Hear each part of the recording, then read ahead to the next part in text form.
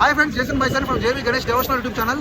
Friends నేను వచ్చేసరికి మన ఒంగోలులోని పోర్ట్ సెంటర్ రోడ్లో ఉన్న ద్వారకా నగర్ యూత్ ఫోర్స్ వాళ్ళ గణేష్ ఐడల్ దగ్గర వచ్చాను. సో గణేష్ మండపంలో ఉన్న గణేష్ ఐడల్ దగ్గరికి వచ్చాను. ద్వారకా నగర్ యూత్ ఫోర్స్ వాళ్ళ గణేష్ ఐడల్ ఇది.